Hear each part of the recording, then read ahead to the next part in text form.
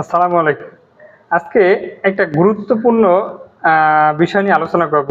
সেটা হলো আমরা যারা যেকোনো সেক্টরে হোক, স্পেশালি গার্মেন্টস সেক্টরে যারা এক্সিকিউটিভ অথবা ইনচার্জ লেভেল থেকে উপরের পদ, assistant manager, manager, deputy manager, senior manager অথবা জিএম লেভেলে যারা ইন্টারভিউ দিতে যায় তাদের জন্য একটা কমন কোশ্চেন যে আপনার নিজের সম্পর্কে বলুন।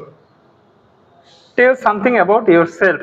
এই প্রশ্নটা করে ক্ষেত্র বিশেষে কোনো ফ্যাক্টরিতে ইংলিশে প্রশ্নটা করা হয়, ক্ষেত্র বিশেষে বাংলায়।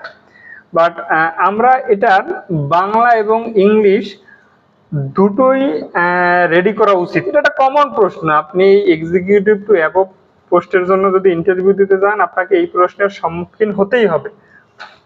এবং এটা ছাড়াও আরো কিছু কমন প্রশ্ন আছে, যেমন আপনি কেন আপনার জবটা চেঞ্জ করতে চাচ্ছেন, আপনি আপনার স্ট্রং সাইড কি, আপনার উইকনেস কি, আপনার job responsibility, common job responsibility কি, এবং আপনার ফিউচার গোল কি। এই যে 5-6টা প্রশ্ন, এটা আপনি যেই ফ্যাক্টরিতে যান, যেই পজিশনের জন্য যান না কেন, আপনাকে করবেই।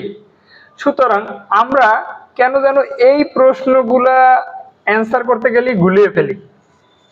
কিন্তু এই প্রশ্ন কয়টা, এই যে 4-5 থেকে 6টা প্রশ্নের অ্যান্সার, প্রপার অ্যান্সার হোক সেটা বাংলা অথবা ইংরেজিতে, এই প্রপার অ্যান্সারের উপরই ডিপেন্ড করে আপনার চাকরির বা এই 6টা প্রশ্ন যদি আপনি ভালোভাবে অ্যান্সার দিতে পারেন, তাহলে আপনার ইন্টারভিউ অলরেডি 40 to 50% ডান। বাকি 40-50% আদার্স যে প্রশ্ন, আদার্স আপনার অ্যাটিটিউড, আপনার বিহেভিয়ার, আপনার বডি ল্যাঙ্গুয়েজ, আপনার কমিউনিকেশন স্কিল, এগুলোর উপর ডিপেন্ড করে। সুতরাং অবশ্যই আমরা যারা এই গার্মেন্টস সেক্টরে ইন্টারভিউ দিতে যাব, তারা এই 5-6টা প্রশ্ন খুব স্মার্টলি নিজের মতো করে, নিজের সাথে অ্যালাইন করে সাজিয়ে নেব, বারবার প্র্যাকটিস করব, দেন বলবো। আর এই প্রশ্নগুলোর অ্যান্সারও যদি কিভাবে করতে হয় এই বিষয়ে যদি আপনারা জানতে চান, তাহলে অবশ্যই কমেন্ট করতে পারেন। তাহলে আমি কিভাবে অ্যান্সারগুলো করি, এটার বাংলা এবং ইংলিশ দুইটার ভার্সনই শেয়ার করবো step by step. Thank you, ধন্যবাদ। ভিডিওটি ভালো লাগলে শেয়ার করে দেবেন। আসসালামু আলাইকুম।